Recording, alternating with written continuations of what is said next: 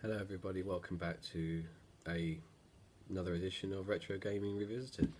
Um, I just wanted to do a small video because the last video I did was back in March. I just wanted to explain what's going on with the channel. There's a big hiatus because two things. We got a dog, a little puppy, so she's taking up a lot of our time, and it kind of makes making videos difficult because you have to have some level of attention on them. But she's out in the garden right now, so she's okay. Um, the other thing is I'm getting married next year, so I have to put a bit of time into doing stuff for that as well. Not making excuses because the last video that I made had a lot of good criticism, which is basically that the quality wasn't great. And I agree, the quality needs to be better, but at the time, it's a bit difficult. I didn't really have anything to do it with. But for my birthday, I got a really nice new computer. It's really up to date, it's very fast, so I'm going to try and use that from now on. But that's going to take some time to get back into the thing. So this is just a quick small video I want to do about Pokemon Go and Pokemon Go Plus. Everyone's aware of Pokemon Go, and those of you that play it, you know that it's good fun. Okay, there's a lot of people that are killing it. Like, they are so far ahead of everyone else. The learning curve was fairly steep, but it's not bad. The other thing I wanted to talk about was the Pokemon Go Plus, and that's this thing. Basically, it's a accessory that Nintendo decided to create, and it came in its little box like this. What it does is basically you don't have to be staring at your phone the whole time you're out. You can connect it and open Pokemon Go, put it back in your pocket, and it will buzz or vibrate, and a little green light will flash when there's Pokemon nearby. The issues that I have, and they're few and far between, is initially out of the box it comes with this belt clip, which is beyond useless in my opinion, because if you've got it on your belt and it slips off while you're on a bus or a train, you've lost it, it's gone for good. So I've put it on the wrist strap, which reminds me of a Wii remote strap. You need a Phillips head screwdriver to take it off and change it over.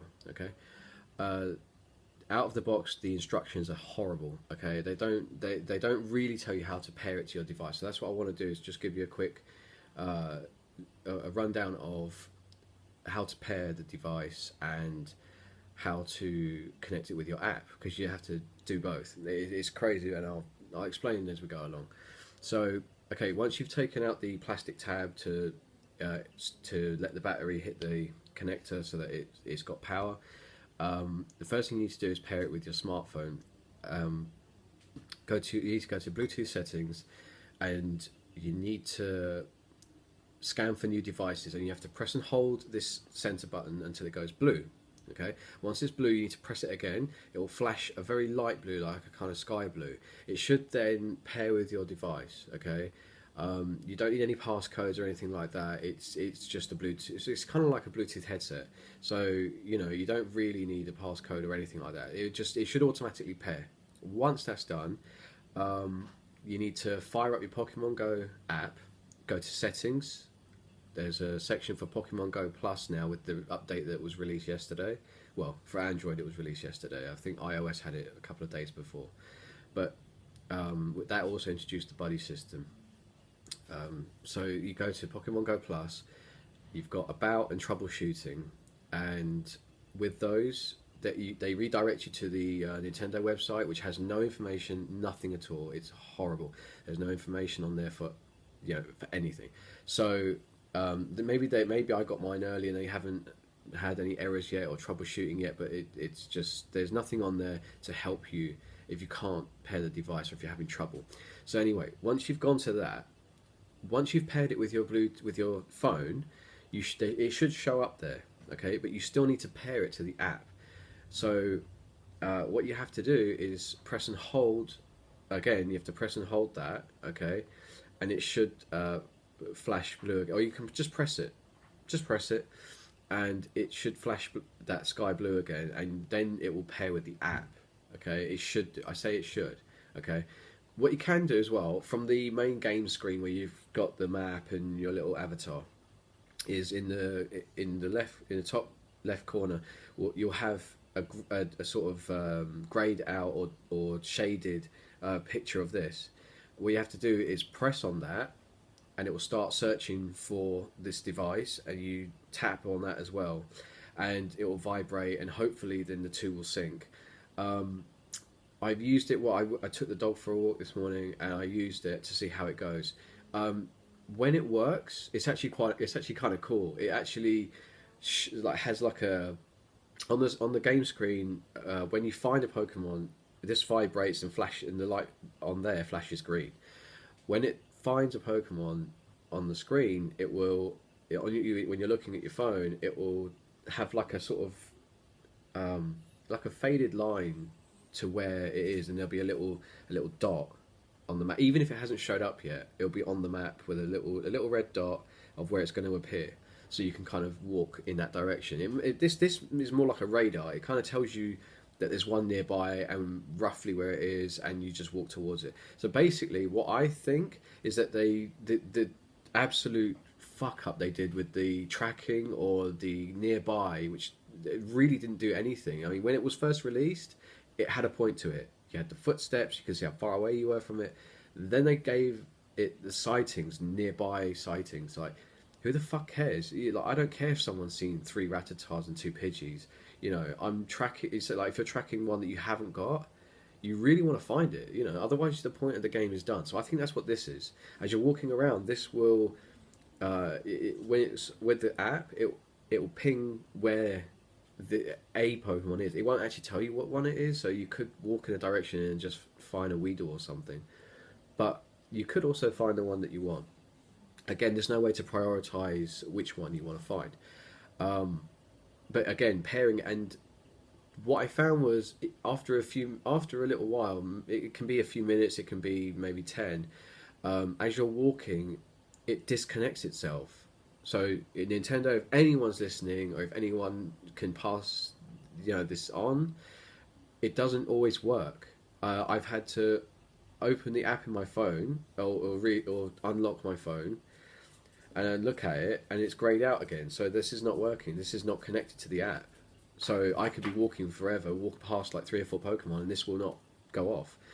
So there needs to be a way that the Bluetooth and the app somehow are always on, okay? But not on where we know that already it's a battery killer. We know that. But there needs to be a way where it runs in the background with a low battery consumption, and it buzzes, and you go, oh, okay, so you fire up the app, and then you can find it. That would be the 100% way to guarantee that these would work for anyone who's serious about playing Pokemon Go. I pre-ordered it because I thought, yeah, well, why the hell not? Maybe in 20, 30 years, this is going to be worth some money, or it's going to be, a piece of history. Who knows? But I will try it again later. I might do another video later on to let you know how I get on. I mean, this was just a trial run earlier when I took the dog out. But when I'm at work, I know that I'm near Pokestops, I'm near this, I'm near.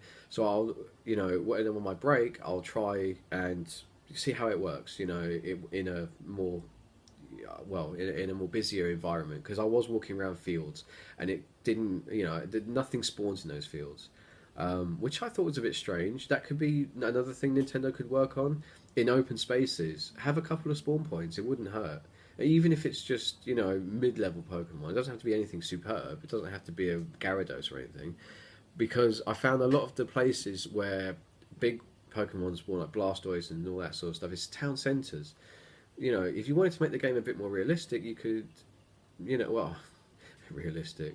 If you wanted to make the game more engaging, you could actually have when, like people that walk dogs and stuff, out in parks and in the middle of fields, you could have spawn points there, perhaps, Well, it wouldn't hurt them to just add that bit of extra code. So, my opinion, out of the box, it's a pain in the arse. But once you've got it paired and it synced to your device, and you get used to how it works, which won't take more than a minute, it's a good little accessory. It's what it is. It's an accessory, and it's kind of cool. It's cool to have. And as soon as you see someone with it, you'll go, okay, play Pokemon Go, cool. And maybe it's another way for people to start talking to one another. Maybe it's another social thing. Where you'll be able to discuss the game and all that sort of stuff, and you can say, oh, I found a, you know, a load of Grimers or the electrolytes or whatever the hell they're called. Electabuzz? Magnemite. I got the two mixed up, electrolyte. Um, so yeah, you know what I mean? So maybe it's something like that. Um, but the instructions need to be better. They're horrible. It gives you an idea of how to unpair, which is not very helpful. But you know, it does work, I guess. And you know, but I will make a point of doing another video later, so that you know I can really tell you how it goes. At the moment, not bad. You know, it didn't find anything amazing for me, but it found ones that were nearby and it worked. It vibrated, it flashed green, so it was kind of fun. You know, you dig your phone out, you know, you fire up the app and all that. But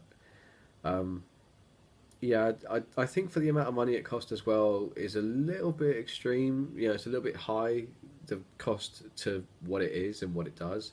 And because, like I said, if it was able to work where it was constantly paired, and they figured out a way to make the app when it's not actually in front of you there, to run in a low battery state mode, where this will go off when you're nearby something, that would be perfect. Like, because then you could fire up the app, it would go into full, you know, strength mode, and then you could catch your Pokemon, right?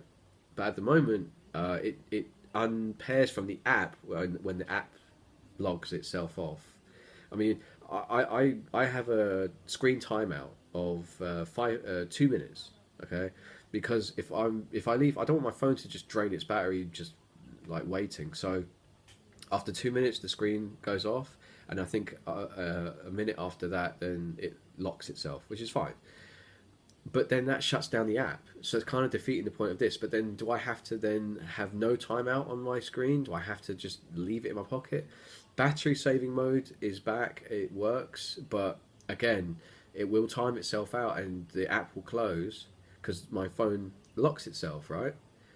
Well, then this stops working, because then I've got to, when I fire up the app again, I then have to repair this. Not repair it, but I have to reactivate it, and it tells you click on the screen where you've got the little icon for this, and it will say please press the button, and you press the button and it connects. So you kind of have to have your phone out anyway. So what's the point of having this? Because if you have to have your phone out, you might as well just have your phone out and just walk around like we all were before. So I think there's going to be a lot of coding change. I think there's going to be a lot of changes to the app itself and how it works with this. But because I got this today, I thought I wanted to be hopefully one of the first few people that you know did a video on this. But yeah, so anyway, I'm done. Thanks very much for watching. Sorry there's been a big hiatus for anyone who actually cared. But like I said, life got in the way, you know, but that's fine, you know, because you have to live life. Otherwise, you know, what's the point? But I'm going to try and make some new videos, maybe because it's getting towards winter now. There's going to be more time spent at home, less time out and about. So we'll see how we go. Anyway, thanks very much for watching. Appreciate it, and I'll see you again soon.